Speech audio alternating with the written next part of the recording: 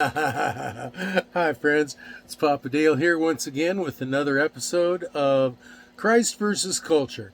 This is the video series that's based on the scripture 1 John 2:15, which says, "Love not the world, neither the things that are in the world. If any man loves the world, the love of the Father is not in him."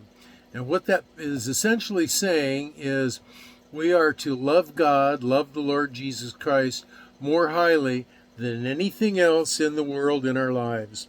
This is just one of literally hundreds of videos that are being planned about Christ versus culture. And the purpose for making these videos is twofold. One, to be an educational tool for Christian people today, and two, to be a body of content left behind for folks after the rapture who are also left behind, that they can access it and hopefully answer some of their questions about Jesus and the Bible. They are the purpose of purpose. I already said the purpose. Who am I? Okay, I forget. Who am I? Oh no, I remember. I'm Papa Dale. I am a retired pastor, teacher, theologian, evangelist, chaplain, a lot of things I've done in 50 plus years of service to the Lord Jesus Christ. Been a businessman too most of those years to support myself as I taught people about Christ and modeled his behavior as best I could. It's important that you know something about those people that are saying they're going to teach you something about the Bible, because the scripture says that in the end times there'll be a lot of false teachers that will arise, and you don't want to be taught by them. So I've left a video that tells you a little bit about my background, education, schools that I went to, family life, churches that I've served, and so forth. And that'll help you know a little bit about me. But the most important thing is to compare what I teach or what any Bible teacher teaches to what the scripture says. It's got to be consistent. It's got to be congruent. Okay? And so today's lesson is Bibles are not identical. Well, what does that mean? A lot of folks say, I don't believe the Bible because one Bible says one thing and another Bible says another thing, and they're not exactly the same words. Well, most people who make an issue of the fact that no two Bibles read identically are attempting to cast doubt on their inspired by God origin.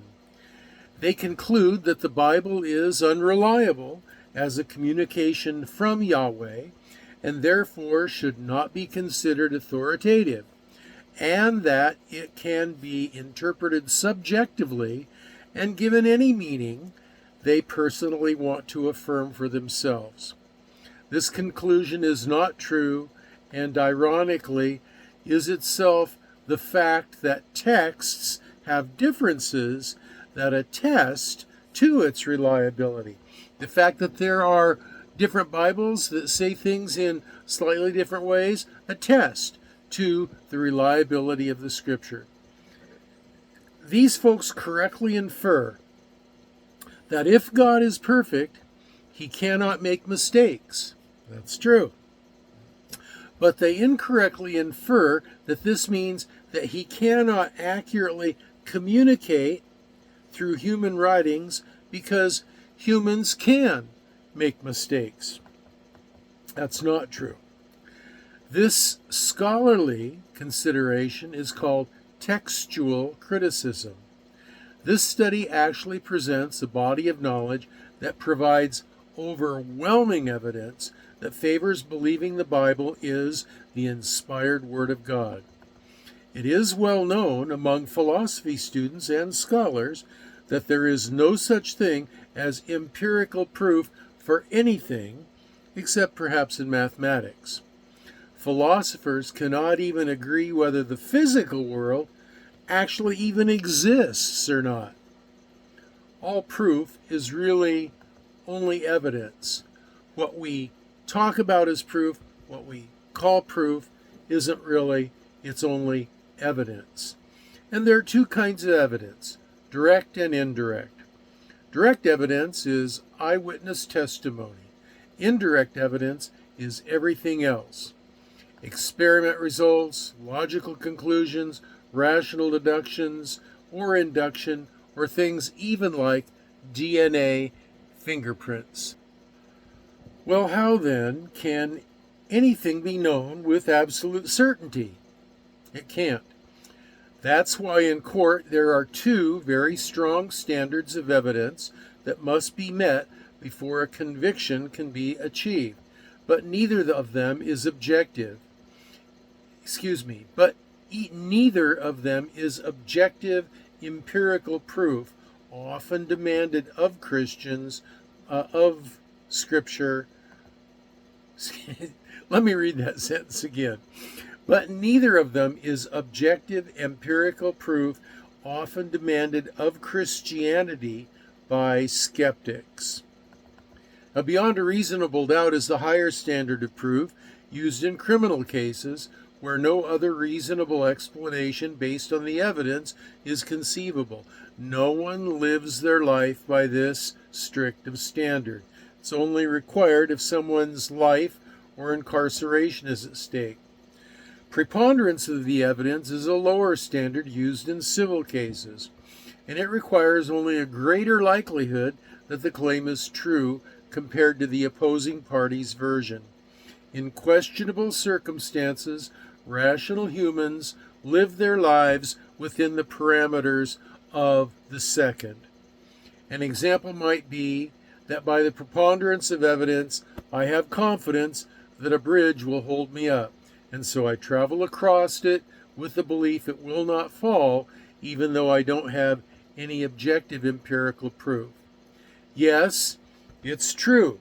The Scripture was copied and recorded many, many times in editions. Now, why is that? Because the original writings of Scripture on the paper was 2,000 or 3,000 years ago, and over time those papers grew brittle and disintegrated over time with the effects of humidity and heat and so forth. And so they had to be recorded and re-recorded and copied and recopied many, many, many times in order to preserve the content of information. Now, in addition to knowing that the Scripture was copied and recorded many times, scholars have discovered thousands of ancient copies and portions of Scripture, many written in the languages of the originals, the autographs, and nearly 6,000 of them have been found. A few of them include the Dead Sea Scrolls, Codex Vaticanus, Codex Sinaiticus, Codex Alexandrinus, Codex Beza, the Septuagint manuscripts, and the Chester Beatty papyri.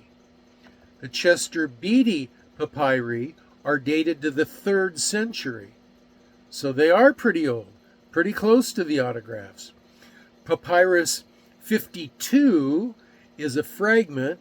It's believed to have been written in the early to mid 2nd century, making it around 125 to 150 years after the original composition of John. So very, very close to when the original was written. Portions of the New Testament are actually the written version of the early church creeds, which are datable to within 6 months after the resurrection. Now, not the paper that the creeds were written on, but the content, the body of content contained within the creeds is traceable back to within 6 months after the resurrection.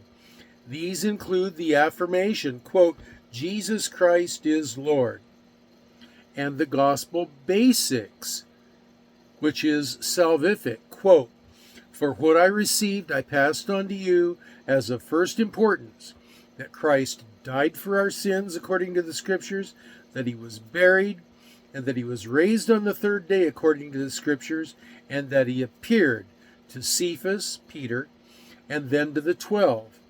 After that, he appeared to more than 500 of the brothers and sisters at the same time, most of whom are still living at the time that this scripture was written, most of whom are still living, though some have fallen asleep. 1 Corinthians 15, 3 through 6.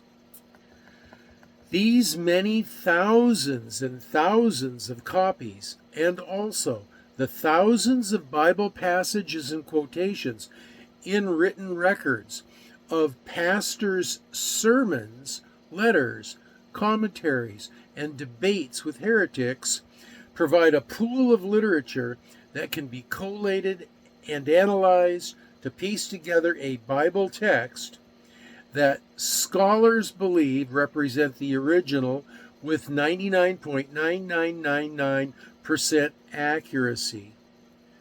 There are more than 30,000 of these.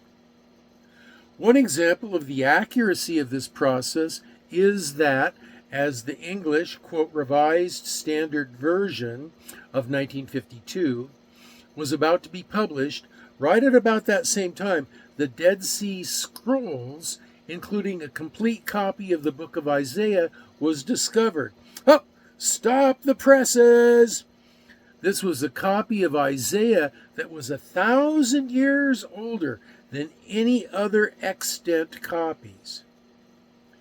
When this copy was compared, this newly discovered copy was compared to the text accepted at the time as reliable, virtually no corrections were necessary after 1,000 years. See, the way that these texts were copied is that priests and scribes that were really super spiritual and religious and careful about how they copied things, they considered it a real service directly unto God. They were really, really careful and meticulous about copying it. And if they made an error, they didn't correct the error. They threw the manuscript away and they started over right from scratch. That's how meticulous they were. Now, popular skeptics often trumpet these textual differences as proof of Bible fallibility, meaning it is not from God but from men only. In addition, most of them claim that their own disbelief in God is based on the idea that if the Bible is from God, that it must be perfect, pristine, to every spelling and punctuation mark. The only way this could even be possible is by reading it only in the original language. Any translation is by definition a use of words that are not identical to the original. Can you hear me? If it's been translated from Greek or Aramaic or Hebrew into English, by definition, it's using different words. It's a ridiculous standard required by no other piece of literature, ancient or modern, and not one claimed by any rational scholar, Christian or atheist. While there are still a few remaining textual differences, very few, the vast majority of variations have been identified and judged to be unimportant. They are almost entirely spelling differences, and in a few cases, some word order or grammar differences. But variations in one manuscript are usually shown to be corrected by 10 others. And so no remaining variations contradict any Bible doctrine of the historic Orthodox faith of the Christian Church. Now, the purpose of the Bible is not to provide humans with a magic talisman, a rabbit's foot, as it were, some kind of incantation that, when perfectly uttered or read word for word, it magically brings blessing or salvation. And so it must be perfect in its language, in its words used, and in word order. That's not what the Bible is. It is not, as the Muslims claim for the Quran, a living, perfect piece of God. It's not what the Bible is. It's not what it claims for itself. It is literature, ancient Middle Eastern literature, and its purpose is to communicate ideas, to convey meaning from the mind of the Creator to the mind of man. Well, then what is it trying to accomplish? It is the instrument by which mankind can, quote, be transformed by the renewing of your mind, Romans 12:2. And, quote, that the Holy Scriptures are to make thee wise unto salvation through faith which is in Christ Jesus, 2 Timothy 3:15. The purpose of Scripture is to lead human beings to salvation in Jesus Christ and to reconcile man to Yahweh. That's the purpose.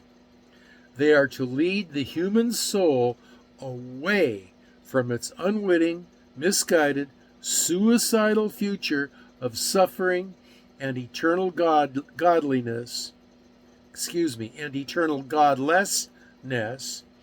and into salvation. I'll read it again. The Scriptures are to lead the human soul away from its unwitting, misguided, innate, fallen human nature, suicidal future of suffering and eternal godlessness, and into salvation. That's the point of Scripture. And what dyed-in-the-wool, atheistic, vehement, agnostic atheists are wanting to do is they're wanting to create a standard to undermine and bring the Scripture into disrepute as a communication, a divine communication from God, by claiming that it is not an exact reproduction from the mind of God. And that's just a false standard to judge any ancient literature by. You see, the actual original Scripture still exists, not on earth, but in the mind of God, in the heart of God, because the Scripture was breathed out of God and into the minds of human beings. But the original still exists in the heart of God. The content of Scripture still exists there, even if we don't have an exact duplicate, have the original that was written down, or an exact duplicate of that original. The content is still reliable. So those are my thoughts on this topic. If you have comments, questions, or prayer requests, you can leave them down below, or if they're going to be really lengthy or argumentative, there's a link to my Facebook page. You can leave them there.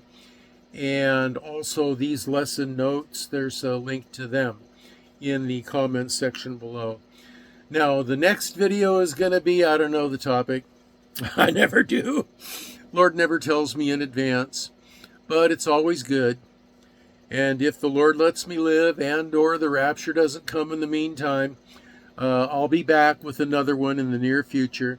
And until then, this is your old pal Papa Deo signing off for now and saying that I'm going to be praying for you, that you will be well and that you will be blessed. And that's 2 thumbs up for you.